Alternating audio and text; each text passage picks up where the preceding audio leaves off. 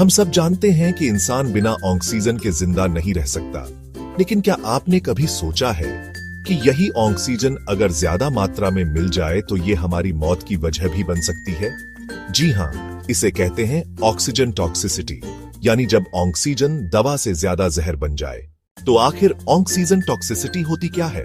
साधारण शब्दों में, जब शरीर को लंबे समय तक या बहुत ज्यादा मात्रा में शुद्ध ऑक्सीजन मिलती है तो शरीर के अंदर रिएक्टिव ऑक्सीजन स्पीसीज यानी ROS बनने लगते हैं। ये ROS छोटे छोटे खतरनाक कण होते हैं जो कोशिकाओं के DNA, प्रोटीन और लिपिड पर हमला करते हैं।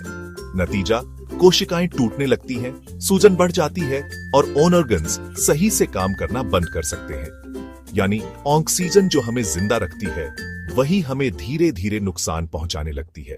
अब आते हैं इसके 3 बड़े प्रकारों पर। CNS ऑक्सीजन टॉक्सिसिटी, ये ज्यादातर स्कूबा डाइवर्स या हाइपरबैरिक ऑक्सीजन थेरेपी लेने वाले मरीजों में देखा जाता है। जब ऑक्सीजन का दबाव EPO6 ATA से ऊपर चला जाए तो मस्तिष्क पर असर डालता है। लक्षण याद रखने के लिए एक शॉर्टकट है।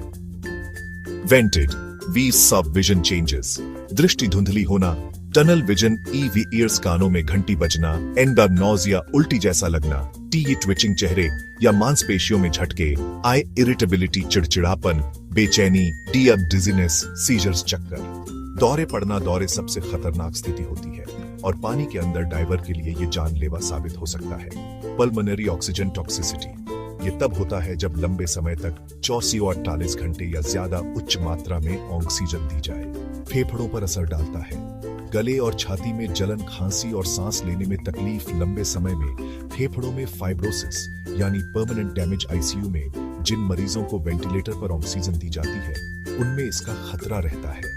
रेटिनोपैथी ऑफ प्रीमेच्योरिटी ROP, ये ज्यादातर समय असमय जन्मे प्रीमेच्योर बच्चों में देखा जाता है।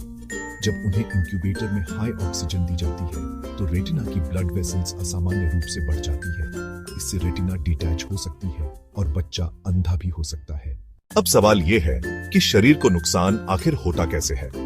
जब हम सामान्य सांस लेते हैं तो थोड़ी मात्रा में ROS हमेशा बनते हैं। शरीर के पास इनसे बचने के लिए एंटीऑक्सीडेंट डिफेंसेस होते हैं, जैसे सुपर ऑक्साइड डिस्म्यूटेसे, कैटालसे और ग्लूटाथियोन पेरोक्सिडेसे।